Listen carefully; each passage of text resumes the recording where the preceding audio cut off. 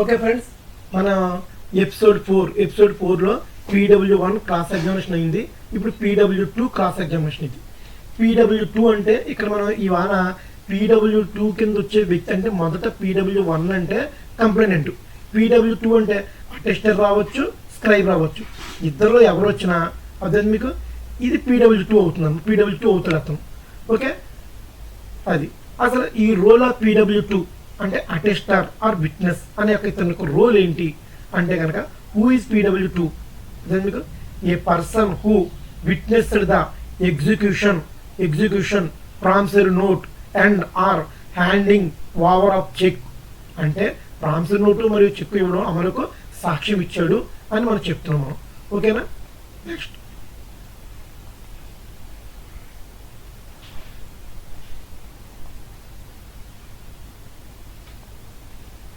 Okay, can confirm that the accused signed voluntarily అంటే నిందితుడు స్వచ్ఛందంగా సంతకం చేశాడని నిర్ధారించడానికి ఇతని పని. ఓకేనా, ఇతని పని అని అర్థం. అదేనా is called by the complainant to strengthen authenticity అంటే ప్రామాణిక బలపరిచిన ఫిర్యాదుదారుడు అంటారు. అదే మీకు ఇది. Next types of allegation. Typical allegation సాధారణ ఆరోపణ. Cheque issued in a discharge of liability అంటే బాధ్యతను విడుదల చేయడంలో జారీ చేసిన చెక్కు అని చెప్పేసి అతను వాదిస్తున్నాడు. ఓకే, ఇప్పుడు మనం ముందు క్లాస్ ఎగ్జామినేషన్కి వెళ్ళే ముందు మీకు ఈ PW2 అనే వ్యక్తి అసలు దేని మీద మనం చూడాలంటే కనుక supporting documents, original promissory note with is signature చూడాలి. అసలు ప్రామిసరీ నోటు అతని సంతకంతో ఉందా లేదో చూడాలి. కాపీ ఆఫ్ డిసానర్డ్ చెక్ ఈ పీసా ఇట్ హ్యాండెడ్ ఓవర్ అవునా కదా చూడాలి. డిసానర్డ్ చెక్ అదే మీకు కాపీ అతనికి అప్పగించినట్లు చూపించాలి.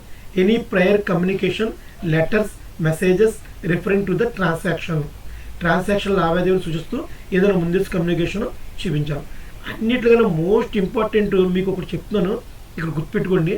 ఇది usually PW2 does not need to produce documents independently but must identity the ones produced by the PW1. చాలా ఇంపార్టెంట్ ఇది కూర్చుని గుర్తుపెట్టుకోండి. ఎందుకంటే PW2 అనేవాడు అతను చెక్కులు ఇవన్నీ ప్రామిసరీ నోట్లు ఇవన్నీ కూడా ఇండిపెండెంట్గా పట్టుకొచ్చి కోర్టుకి సమర్పించడం. ఇతను ఏంటంటే PW1 ప్రొడ్యూస్ చేస్తాడు, ఇతను అట్లా ఐడెంటిటీ చేస్తున్నాడు అంతే. ఇది ఇంపార్టెంట్ క్వశ్చన్. దీన్ని జాగ్రత్తగా చూసుకోండి. అయితే టిప్స్ మీకు అటెస్టర్గా క్రాస్ ఎగ్జామినేషన్లో వచ్చే అటెస్టర్గా టిప్స్ ఏంటంటే మీరు చూసుకోండి. బి కామ్ అండ్ కంపోజ్డ్ ప్రశాంతంగా మరియు కంపోజ్డ్గా ఉండండి. అదే మీకు ఇవి ఆల్రెడీ నెవర్ గెస్ ఎనీ మీకు ఏదైనా తెలియపోతే నాకు గుర్తులేదు, ఐ డో నాట్ రిమెంబర్ అదే మీకు చెప్పండి. సంతకాన్ని ఎల్లప్పుడూ నిర్ధారించండి. ఇంచేపు మీరు ఏంటంటే ఇదిగో దీని మీదే ఉండాలని చెప్పు, కూడా ఇది ఈ క్వశ్చన్ మీద ఉండాలని చెప్పు, సిగ్నేచర్ని ఇంచేపు నిర్ధారించండి. మీ సమక్షంలో పెట్టాడు అదే మీకు ఇది తర్వాత ఈ క్వశ్చన్ కూడా చాలా ఇంపార్టెంట్. ఇది కూడా చూసుకోండి. అదే మీకు క్వశ్చన్ కాదు, ఈ పాయింట్ నిందితుడు స్వచ్ఛందంగా సంతకం చేసినట్టు స్పష్టంగా పేర్కొనండి. అదే మీకు అది. అలాగే ఎప్పుడు కూడా ఏది కూడా మీరు నిజంగా చూసిన దాన్ని మాత్రమే చెప్పండి. ఎప్పుడు మీరు కోర్టులో PW2 అనే వ్యక్తి విట్నెస్గా వెళితే కనుక అతను ఈ 3 పాయింట్లని ఇదిగో చూసుకోండి. సంతకాన్ని ఎల్లప్పుడూ నిర్ధారించడానికి ప్రయత్నం చేయండి. నిందితుడు స్వచ్ఛంగా సంతకం చేసినట్టు స్పష్టంగా పేర్కొనండి. అదే మీరు నిజంగా చూసిన దాన్ని చెప్పండి అంతే. ఇప్పుడు ఈ PW2ని క్రాస్ ఎగ్జామినేషన్ అంటే కంప్లైంట్ సైడ్ PW2 అనేవాడు కోర్టుకు వచ్చాడు. ఇప్పుడు ఇతర క్రాస్ ఎగ్జామినేషన్ క్వశ్చన్స్ ఏంటి? First question, when and where did you witness the signing off the promissory note అంటే మీరు ప్రామిసరీ నోట్ సంతకం చూసిన తేదీ, స్థలమో ఏది అని చెప్పేసి మిమ్మల్ని అడుగుతున్నారు. ఎవరు? డిఫెన్స్ కౌన్సిల్ వారు అడుగుతున్నారు. అప్పుడు మీరు ఏంటంటే దాని మీద డేటు 10 మార్చు డేటు, ఫిర్యాదుదారు నివాసంలో. అదే ఇది ఫిర్యాదుదారు నివాసం అంటే ఏంటి? ఎప్పుడు అప్పిచ్చిన వ్యక్తి ఎవరైతే అప్పిస్తారో ఆ అప్పిచ్చిన వ్యక్తి ఇంట్లోనే ఇదంతా ట్రాన్సాక్షన్ జరుగుతుంది. కాబట్టి ఫిర్యాదుదారుడు అంటే అప్పిచ్చిన వ్యక్తి అంటే కంప్లైనెంట్. తర్వాత question number 2, who were present when the document was signed అని చెప్పేసి అడుగుతారు. ఆ సమయంలో ఎవరెవరు ఉన్నారు అనేది అతని ప్రశ్న. అప్పుడు మీరు ఫిర్యాదుదారుడు, ప్రతివాది, నేను, ఇంకా స్క్రైబ్ ఉంటే స్క్రైబు అనే విషయాన్ని మనం ఇక్కడ చెప్పాలి. ఫిర్యాదుదారుడు అంటే కంప్లైనెంట్, అప్పిచ్చిన వ్యక్తి. అదే మీకు ప్రోనోట్లు అయితే కనుక plaintiff. Next third question, did you read the contents of the promissory note before signing A witness అని చెప్పేసి అన్నాం. అంటే సంతకం చేయడానికి ముందు ప్రామిసర్ నోటును చదివారా అంటే ఎవరు సంతకం చేయడం ముందు ఇతను విట్నెస్గా ఉండడానికి అందులో ఏమేమి ఉందో కంటెంట్ చదివారా అనే ప్రశ్న అడుగుతున్నారు.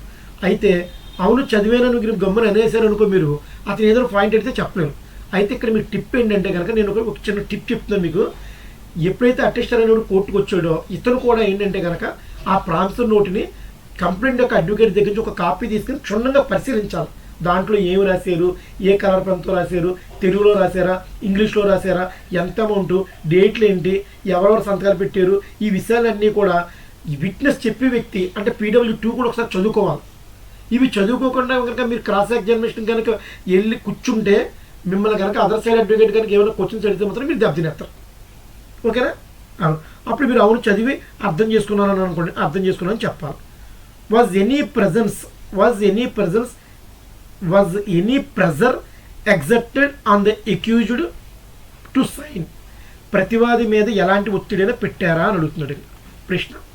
అన్నప్పుడు కాదు, తనంతట తానే సంతకం చేసాడు అనే విషయాన్ని మీరు ధృవీకరించండి. అదే మీకు అది. Did you see the accused hand over the cheque personally అని అడుగుతున్నారు. 5వ క్వశ్చన్, చెక్ ఇవ్వడం మీరు ప్రత్యక్షంగా చూసారా? చెక్ ఇవ్వడం మీరు ప్రత్యక్షంగా చూసారా? అవును, ప్రతివాది చెక్ ఇచ్చాడు. అవును కాబట్టి అవునని చెప్పాలి. తర్వాత did the accused admit his liability in your presence? మీరు ఎదురుగానే ప్రతివాది అప్పు తీసుకున్నాడా అని అడుగుతున్నారు. అయితే అవును కదా, అవును అప్పు ఉన్నట్లు చెప్పాడు. ఇది కూడా చెప్పండి. Next 7th question, do you know the relationship between complainant and accused? అదేనా? అయితే ఫిర్యాదుదారుడు ప్రతివాది మధ్య సంబంధం మీకు తెలుసా?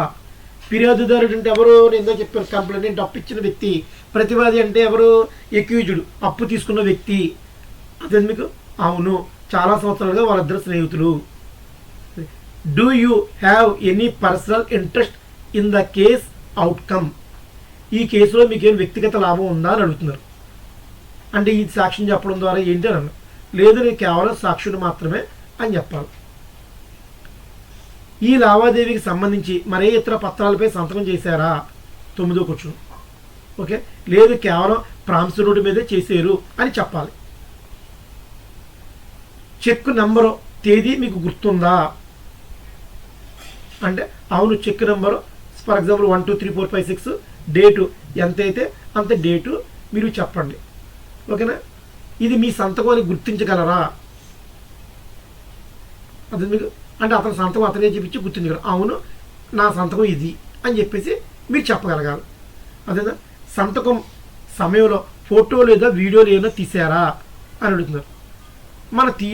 లేదు, మేము అందరూ ప్రత్యక్షంగా ఉన్నాము అని మీరు చెప్పాలి ఆన్సర్. ఓకే, తర్వాత 13th, తర్వాత ఏమైనా చెల్లింపులు మీ ముందే జరిగాయా? నెక్స్ట్ క్వశ్చన్ చూడండి, తర్వాత ఏమైనా చెల్లింపులు మీ ముందు జరిగాయా అని అడుగుతున్నారు. లేదు, నా ఎదుట ఏ విధమైన చెల్లింపులు జరగలేదు కాబట్టి జరగలేదని చెప్పండి. అదే మీకు తప్పే లేదు. ఓకే, చెక్ మీద సాక్షిగా సంతకం చేశారా? చెక్ మీద సాక్షిగా సంతకం చేశారా? లేదు, చెక్ మీద ఎవరైనా సాక్షిగా సంతకం పెడతారా? పెట్టంటే కన్ఫ్యూజ్ చేయడం కోసం అడుగుతారు. మీకు question other side advocate cheque మీద సాక్షి చేశారు అనగానే ఏమైతే కొంతమంది అవునండి చెక్ మీద సంతకం పెట్టేసానని అంటారు. అంటే చెక్ మీద అనేవాడు ఎవరో పెట్టరు. అదే మీకు అది అందుకని లేదు, ప్రామిసర్ నోటు మీద సంతకం చేసేది.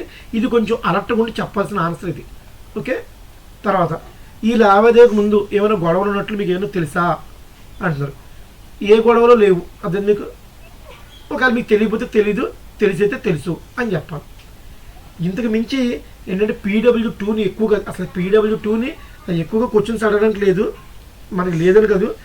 మనం ఏంటంటే సంతకంలోని డేట్లు అవి ప్రామిసరీ నోట్లో ఉన్న డేట్లు, ప్రామిసరీ నోట్ అమౌంట్, అవి వాటి మీద ప్రశ్న అడిగి అతనికి అవగాహన ఉందా, నోటు మీద అవగాహన ఉందా లేదా అనేది జస్ట్ తెలుసుకోవడం కోసం క్వశ్చన్స్ అడగాలి తప్పించి ఎక్కువ క్వశ్చన్స్ అడగడం అనేది వేస్ట్ అనమాట. అదే మీకు వేస్ట్ ఆఫ్ టైం. సో ఇది PW2 క్రాస్ ఎగ్జామినేషన్. ఓకే, మీకు ఏంటంటే కనుక దయచేసి ఫ్రెండ్స్ వీడియోని 1-2 సార్లు చూడండి. దయచేసి ప్రయత్నం 1-2 సార్లు చూస్తే మీకు అర్థమవుతుంది. ఎందుకంటే ఇది ఏదో పై చూసేస్తే నేర్చుకునే క్రాస్ ఎగ్జామినేషన్ కదా. క్రాస్ ఎగ్జామ్ అనేది చాలా లెంతీ ప్రాసెస్. చెప్పాలంటే 100 ఎపిసోడ్లు చెప్పాలి క్రాస్ ఎగ్జామ్ చెప్పాలంటే కనుక. ఓకేనా, అందువల్ల ఏంటంటే దయచేసి నెక్స్ట్ డిఫెన్స్ ఎవిడెన్స్ అని చెప్పేసి మనకు 2 క్లాసులు ఉన్నాయి. కానీ యాక్చువల్లీ మనం డిఫెన్స్ ఎవిడెన్స్ అనేది వేయము. కానీ ఏంటంటే డిఫెన్స్ ఎవిడెన్స్ మీద ఏం చెప్పడం లేదు. సో ఏంటంటే ముందు PW1, PW2 క్రాస్ ఎగ్జామ్ చేయడం నేర్చుకోండి. ఈ క్వశ్చన్స్ అన్నీ కూడా చక్కగా రాసుకోండి. హ్యాండ్లో రాసుకుని, అదే హ్యాండ్ బుక్లో రాసుకుని మీరు చక్కగా ప్రాక్టీస్ చేయడం నేర్చుకోండి ఫ్రెండ్స్. ఓకేనా, థ్యాంక్ యూ ఫ్రెండ్స్.